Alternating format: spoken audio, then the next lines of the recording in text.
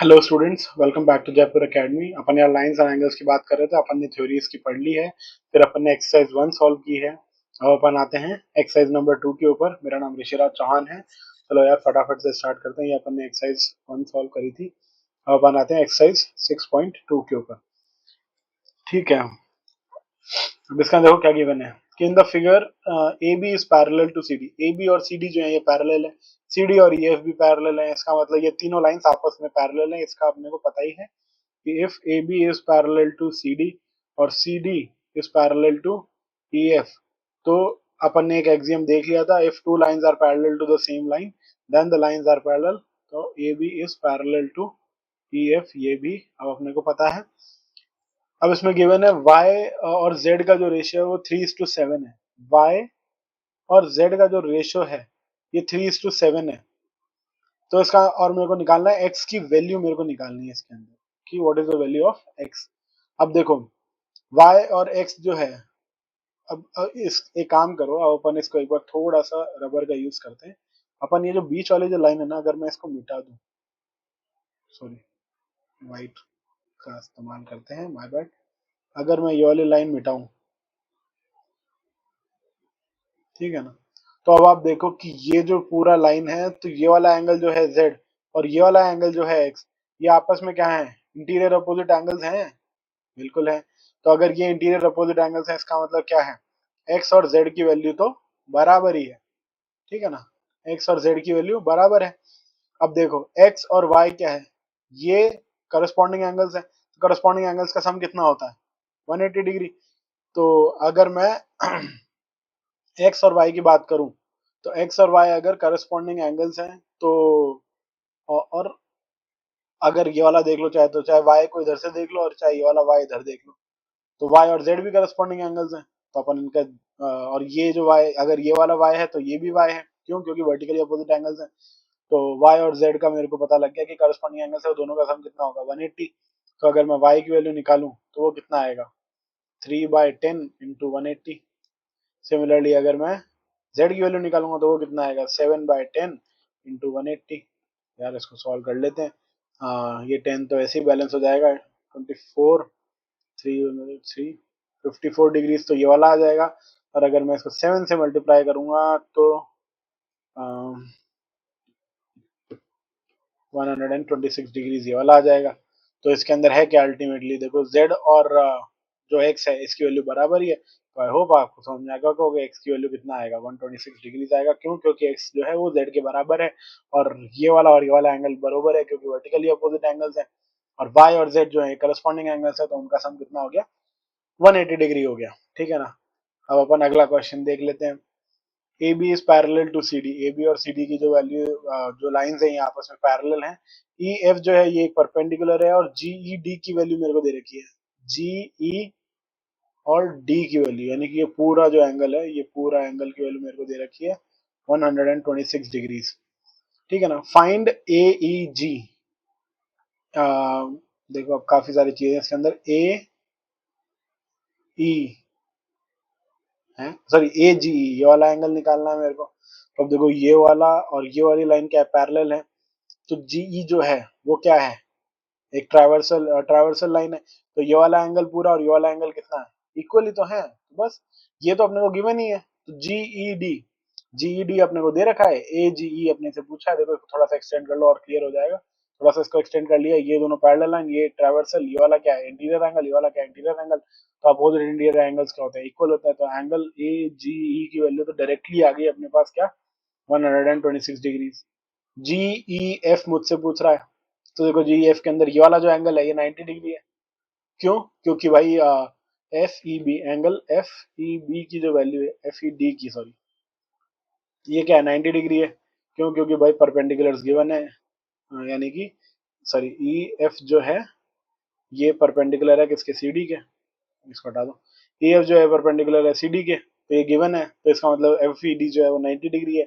और F E D अगर 90 है तो एंगल जी ई डी जो है वो क्या क्या है, angle G E F plus angle F E D, इनका ही तो सम है। तो बस यहाँ पर एफ ई डी की वैल्यू डाल दो 90 डिग्री। तो देखो मतलब मैं सॉल्व करके लिख रहा हूँ, आपको इस तरीके से लिखना है। नहीं तो मैं तो डायरेक्टली बस माइनस कर देता किसमें से 126 में से, ये कितना है 126 डिग्री।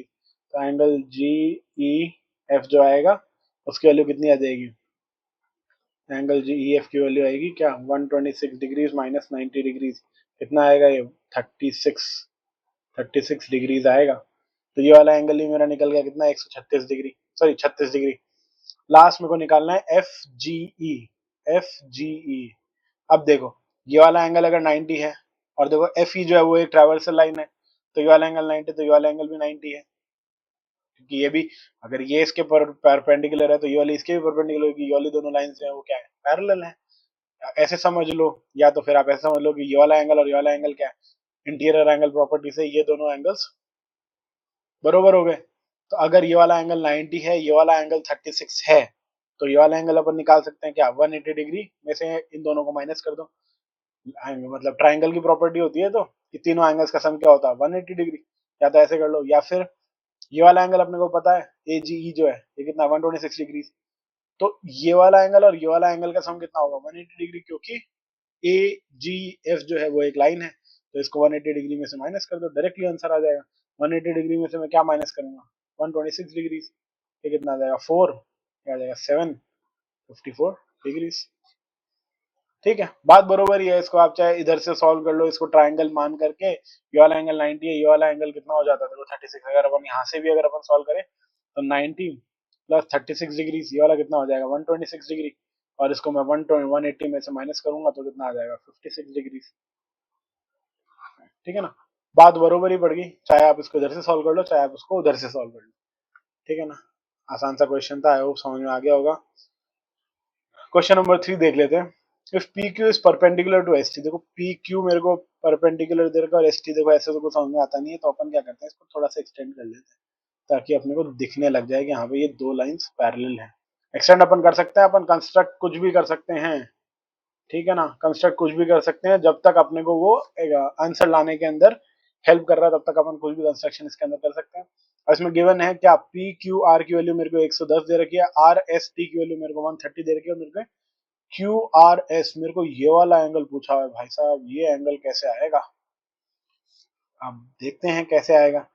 अब देखो अगर अपन देखें तो देखो ये वाला एंगल क्या है, ये वाला इस पॉइंट को मान लो अपने एक्स मान लो चलो, तो जो टी एस आर है ये वाला एंगल, ये वाली लाइन पैरेलल है और ये ऐसे है, ठीक है। तो ये वाला एंगल और ये वाला जो एंगल है ये दोनों इक्वल होंगे, समझ में आ गया होगा क्या है ये वाली लाइन और ये वाली लाइन पैरेलल है, ये एक ट्रावर्सल लाइन है, तो ये वाला एंगल और ये वाला एंगल इक्वल होंगे। क्यों, क्योंकि एंगल लिख देता हूं मैं, एंगल टी एस एक्स जो है वो किसके बराबर होगा, एंगल एस एक्स क्यू के, क्योंकि vertically opposite sorry interior angle property जो भी होती है यार वो देख लेना आप कौन सी होती है, कि vertically interior interior opposite angles in parallel line जो भी होता है, ठीक है ना। तो ये वाला एंगल और ये वाला एंगल इक्वल आ गया, ये वाला एंगल कितना है 130 डिग्री, तो अगर मैं ये वाला एंगल निकालना चाहूँ तो वो भी आ जाएगा, ठीक है ना। तो एस एक्स क्यू की वैल्यू, एस एक्स क्यू की वैल्यू कितनी आ गई 130 डिग्री। अब देखो एंगल एस एक्स क्यू जो है वो angle plus angle Q X R, ये कितना आएगा 180 डिग्री होगा।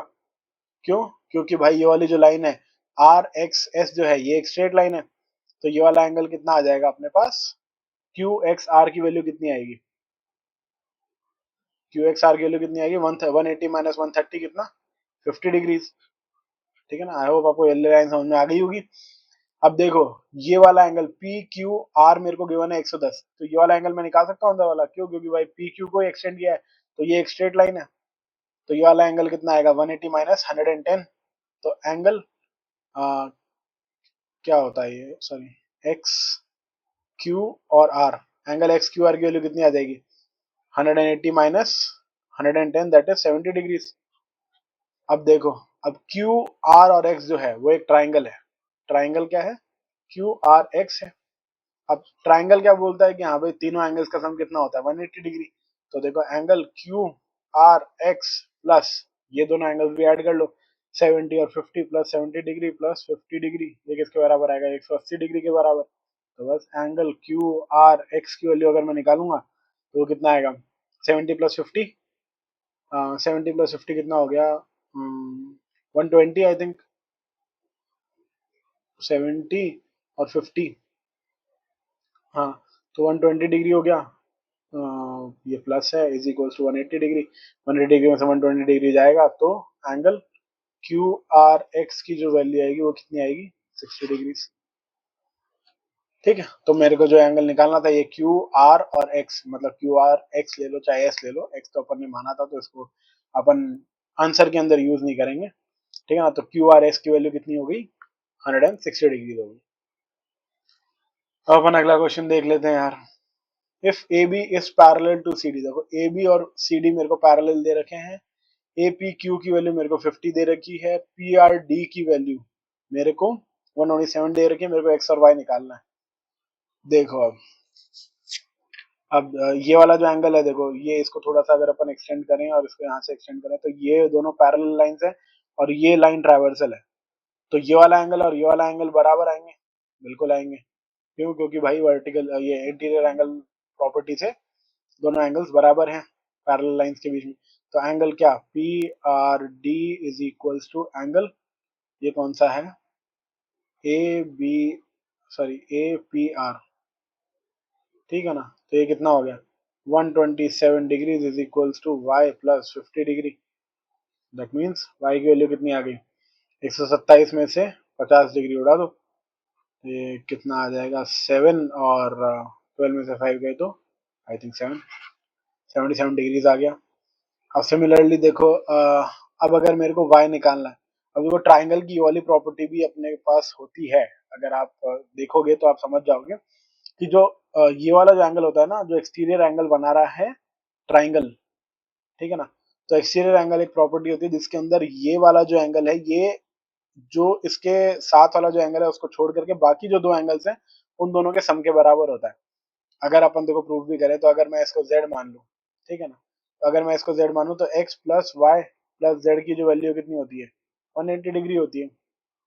ठीक है ना, अब z अल्टीमेटली है क्या, 180 डिग्री माइनस दिस एंगल, तो इसको मैं लिख दूंगा अगर क्या, 180 डिग्री माइनस एक्सटीरियर एंगल बोल लेता हूं मैं इसको, तो ये कितना आ गया 180 डिग्री, और x प्लस वाई, 180 180 उड़ जाएगा और एक्सटीरियर एंगल किसके बराबर आ जाएगा, x प्लस वाई के। तो ये भी एक काइंड ऑफ प्रॉपर्टी होती है कि ये जो बाहर जो एंगल होता है ना वो बेसिकली ये अपोजिट वाले एंगल्स का सम होता है। तो मैं इसको डायरेक्टली यहाँ पर यूज कर लेता हूँ कि x प्लस वाई की वैल्यू कितनी है, 127 डिग्री, एक्स वाई की वैल्यू मैंने निकाल दी कितनी, 77 डिग्री, और ये 127 डिग्री है। तो अगर मैं x की वैल्यू निकालूंगा वो कितनी आएगी, 127 माइनस 77, तो ये 0 हो जाएगा और ये कितना हो जाएगा 50। ये वाला एंगल कितना आ जाएगा मेरे पास, x की जो वैल्यू है वो मेरे पास आएगी क्या 50। अगर वैसे भी नहीं देखना तो अपन यहाँ से भी देख सकते हैं, देखो ये ए बी पैरेलल है, ए बी पैरेलल टू ये सी डी है, और ये वाली जो लाइन है क्यू पी जो है ये ट्राइवर्सल है, तो ये वाला एंगल अगर 50 है तो ये वाला एंगल भी 50 होगा, क्यों, इंटीरियर एंगल प्रॉपर्टी, दोनों से आंसर आ रहा है। चाहे तो आप ट्राइंगल मान करके निकाल लो, चाहे आप इंटीरियर एंगल प्रॉपर्टी बोल करके वैसे उसको बोल लो, डजेंट मैटर। ठीक है, तो यार अब अपन देखो लास्ट क्वेश्चन अपना देख लेते हैं, आई होप ये वाला अपना लास्ट ही क्वेश्चन है, बिल्कुल है। तो लास्ट क्वेश्चन में मेरे को क्या गिवन है कि हाँ भाई पी क्यू और आर एस क्या है, दो मिरर्स हैं जो कि ऐसे प्लेस्ड है ना एक दूसरे के ऊपर और जो कि पैरेलल है एक दूसरे के। एक इंसिडेंट रे है ए बी जो कि मिरर को स्ट्राइक कर रही है बी पॉइंट के ऊपर, फिर ये रिफ्लेक्ट हो रही है, वापस से जा रही है क्यू आर वाले, सॉरी क्यू एस वाले मिरर के ऊपर, और उसको रिफ्लेक्ट कर रही है किसके ऊपर, एट पॉइंट सी, फिर ये वापस से रिफ्लेक्ट होकर के डी पॉइंट तक जा रही है, ठीक है ना, सी डी के ऊपर अलोंग जा रही है। मेरे को प्रूव करना है कि ए बी और सी डी जो है ये पैरेलल है, ठीक है ना, तो मेरे को बेसिकली क्या कर रहा हूँ मैं, vertically opposite sorry interior angle property वाला ऐसा कुछ देखूंगा कि हाँ भाई कोई दो एंगल्स इक्वल हो जाए ताकि मैं उन दोनों लाइंस को पैरेलल बोल पाऊँ, ठीक है ना। तो अब अपन इसके अंदर करेंगे एक कंस्ट्रक्शन, क्योंकि मेरे को कहीं ना कहीं पर देखो अब ऐसे तो मेरे को कुछ पता नहीं है कि भाई कैसे क्या करेंगे, पर अपने को मिरर्स का पता है कि मिरर्स के अंदर एक प्रॉपर्टी होती है, अपन ने साइंस में पढ़ा हुआ है, angle angle of incidence is equals to angle of reflection, ठीक है ना, ये वाली मैंने प्रॉपर्टी पढ़ रखी है। तो देखो मैं बी से पी क्यू के परपेंडिकुलर मैं एक लाइन बना रहा हूँ जो कि बी से पास हो रही है। ठीक है ना, ये वाला आपको पता ही है, आसान से ये। सिमिलरली मैं एक परपेंडिकुलर यहाँ पर बना रहा हूँ, आर एस के परपेंडिकुलर एक लाइन बना रहा हूँ जो कि सी से पास हो रही है। ठीक है ना, अब देखो ये वाला एंगल और ये वाला एंगल क्या है, इक्वल है। अगर मैं इसको बी एक्स बोल लूँ और सी वाई बोल लूँ, तो देखो एंगल ए बी एक्स जो है वो किसके बराबर है, एक्स बी सी के, क्योंकि angle of incidence is equals to angle of reflection. ठीक है ना, ये अपने को पता है कि ये वाला एंगल और ये वाला एंगल इक्वल है। सिमिलरली मैं इसके अंदर क्या बोलूंगा कि ये वाले दोनों एंगल इक्वल है। कौन कौन से, angle B C Y is equals to angle Y C D, क्योंकि भाई angle of incidence is equals to angle of reflection है। ठीक है ना, तो बेसिकली ये दोनों एंगल आपस में इक्वल है और ये वाले दोनों एंगल आपस में इक्वल है। अब देखो पी क्यू और आर एस जो है ये तो पैरेलल है ही है, तो ये वाला अगर मैं पूरा देखूं, इसको मैं अगर ट्रावर्सल मानूं, तो यहाँ पर क्या एंगल्स मैं इक्वल दे सकता हूँ, नहीं। अब देखो यहाँ से तो मेरे को कुछ मिला नहीं, क्योंकि ये पूरा एंगल मेरे को लेना पड़ेगा तब जाकर कुछ बनेगा, और इन वाले एंगल्स का मेरे को कोई ज्ञान नहीं है, मतलब कोई मतलब क्वेश्चन के अंदर इनके लिए रिलेटिव कुछ दे नहीं रखा। पर देखो क्योंकि मैंने ये जो बी एक्स जो है ये वाली लाइन पी क्यू के परपेंडिकुलर है, और ये वाली लाइन जो है आर एस जो है ये सॉरी सी वाई जो है ये आर एस के परपेंडिकुलर है। अब क्योंकि ये दोनों लाइन परपेंडिकुलर है और पी क्यू और आर एस आपस में परपेंडिकुलर है, तो मैं बोल सकता हूँ क्या, बी एक्स जो होगी वो किसके पैरेलल होगी, सी वाई के। इतना अपने को समझ में आ गया होगा कि देखो ये दोनों पैरेलल लाइंस हैं, दोनों पैरेलल लाइंस के ऊपर मैंने दो परपेंडिकुलर बनाए, तो वो दोनों परपेंडिकुलर भी पैरेलल होंगे, बिल्कुल होंगे। तो ये वाला जो एंगल है, ये वाला एंगल और ये वाला एंगल आपस में इक्वल हो गए। मैं क्या वो अपने को देखो थोड़ा आराम से अगर अपन समझें कि हाँ भाई अगर पी क्यू एक लाइन है, पी क्यू और आर एस जो है वो परपेंडिकुलर है, ठीक है ना, तो अगर मैं परपेंडिकुलर बना रहा हूँ दोनों के ऊपर, तो ये दोनों लाइंस भी परपेंडिकुलर होंगी, सॉरी पैरेलल होंगी। कैसे, अगर मान लो कि मैं ये वाला एंगल कितना है 90 डिग्री, ये वाला एंगल कितना है 90, ये वाला एंगल कितना है 90, ये वाला एंगल कितना है 90, सारे एंगल 90 है, तो चाहे आप vertically opposite sorry interior angle property बोलो, करस्पॉन्डिंग एंगल प्रॉपर्टी बोलो, कुछ भी बोलो, ये वाले जो हैं बी एक्स और सी वाई जो है ये भी परपेंडिकुलर हैं। तो एंगल ए बी एक्स किसके बराबर आ जाएगा, एंगल बी सी वाई, कुछ भी मतलब ये वाला जो एंगल है ये वाला, और एक्स बी सी सॉरी, हाँ मतलब दोनों आप सब आपस में बराबर ही है बेसिकली। तो ये वाला एंगल और ये वाला एंगल भी बराबर आ गया, तो इसका मतलब क्या है, इसका डबल और इसका डबल भी बराबर होगा। ठीक है ना, दोनों का इसको एंगल एक्स बी सी बोलो, ठीक है, एंगल एक्स बी सी। अब इन दोनों का डबल एंगल जो है वो भी बराबर होगा, तो डबल एंगल क्या है, angle A B C is equals to angle B C D. अब ये दोनों एंगल क्या हैं, इंटीरियर एंगल्स हैं, इंटीरियर एंगल प्रॉपर्टी से therefore we can say that A B is perpendicular to C D.